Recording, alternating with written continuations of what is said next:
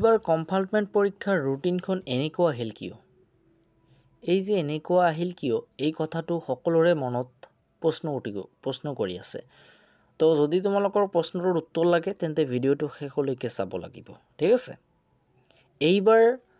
এইবাৰ বোলে কম্পাৰ্টমেণ্ট পৰীক্ষাত MCQ পৰীক্ষা নহয়।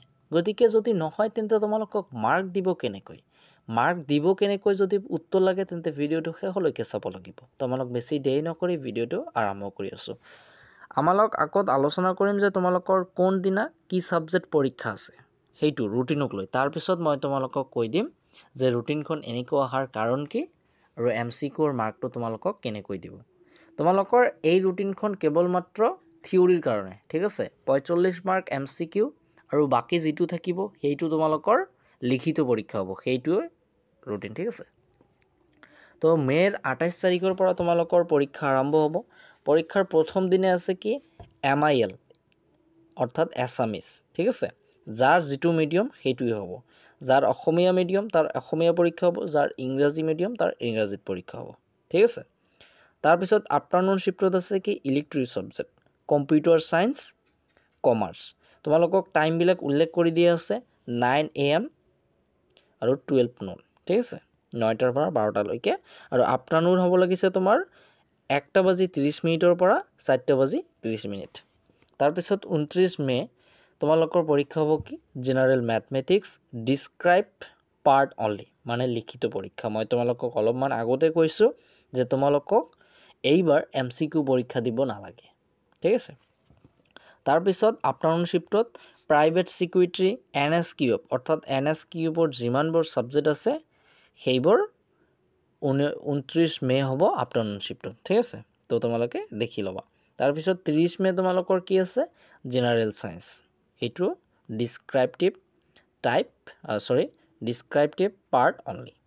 তাৰপিছত আফটাৰনুন শিফ্টত কি আছে dance, music, ward craft, garment designing, finance art. তাৰপিছত 31 মে' তোমালোকৰ কি আছে ইংৰাজী। এইটো কিন্তু তোমালোকৰ ইংৰাজী যিটো ছাবজেক্ট আছে সেইটো। আৰু প্ৰথম যিটো তোমালোকে দেখিছা সেইটো হ'ব লাগিছে মিডিয়াম। যাৰ অসমীয়া মিডিয়াম তাৰ অসমীয়া পৰীক্ষা হ'ব, যাৰ ইংৰাজী মিডিয়াম তাৰ ইংৰাজীত পৰীক্ষা হ'ব। তো 31 মে'ৰ আফটাৰনুন শিফ্টত আছে কি হিন্দী, ইলেক্ট্ৰিক ছাবজেক্ট, সংস্কৃত, জিঅ'গ্ৰাফী।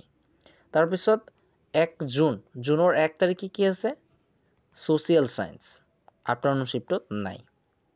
তাৰপিছত জুনৰ 3 তাৰিখে কি আছে এডভান্স মেথমেটিক্স, হিষ্টৰী, এৰাবিক, প্ৰাচীন এছামিজ। তো তোমালোকক টাইমবিলাক উল্লেখ কৰি দিছে।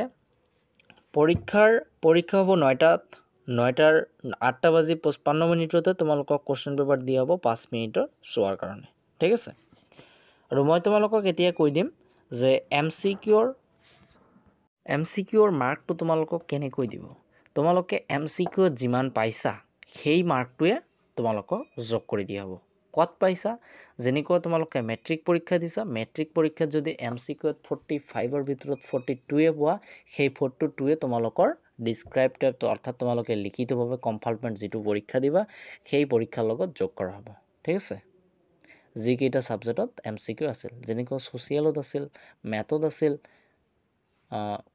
তাৰপিছত বিজ্ঞানত আছিল, যিকেইটা ছাবজেক্টত MCQ আছিল সেই MCQ তোমালোকে যিখিনি পাইছা মেট্ৰিক পৰীক্ষাত সেইখিনি। যদি তোমালোকে 45ৰ ভিতৰত 10 পাইছা তেন্তে 10 হ'ব, যদি 2 পাইছা তেন্তে 2 যোগ হ'ব, ঠিক আছে? তো তোমালোকৰ এনেকৈয়ে যোগ হ'ব।